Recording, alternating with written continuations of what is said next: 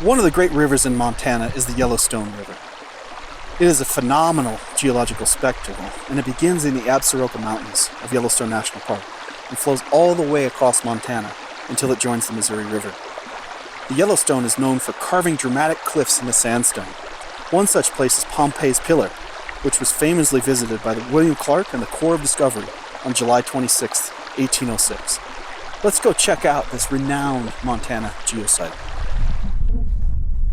Here we are in the floodplain of the Yellowstone River, approaching what is called Pompeys Pillar. And it's a bluff that's sandstone that has withstood erosion from the Yellowstone River. It's famous because William Clark stopped here during the Corps of Discovery journey in 1806 and noticed that there'd been markings from native peoples all the way back 11,000 years before that. So, a neat sandstone pillar in the middle of the beautiful Yellowstone River.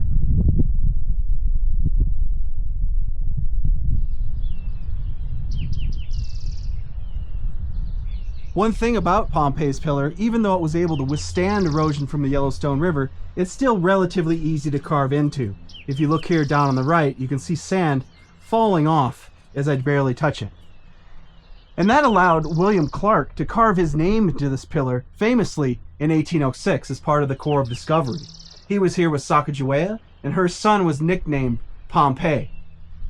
And so what Clark noted in his journals is that there were carvings from previous peoples to visit this place, and it's thought up to 11,000 years ago in this stone. So famously, Clark's signature is preserved, but he certainly wasn't the first to be here and check out this cool geology in Montana.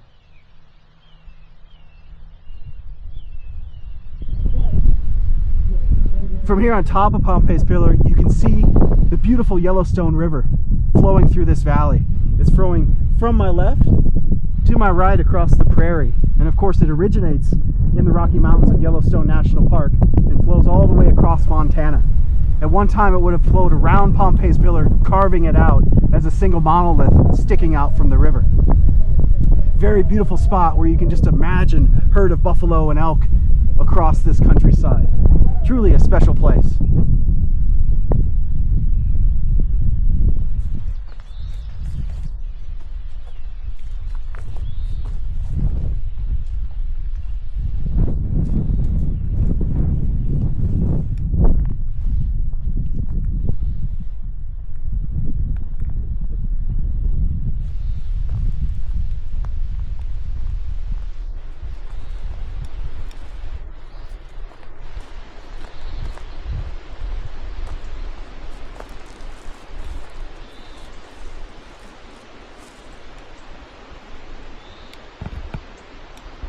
From this spot at the base, we can start to see the layering that makes up Pompeys Pillar.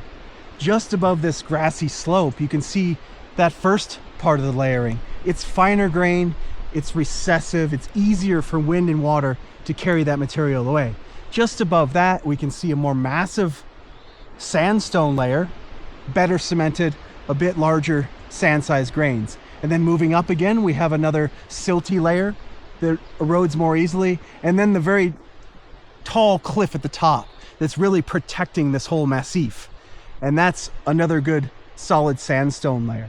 So within Pompeys Pillar, we have differences in the layering that show the differences of energy when this was being deposited, likely in a river. So you had faster moving material, wind and water to carry the sand-sized grains, and it slowed down to carry the silt material, and then sped up again for that top layer of sandstone.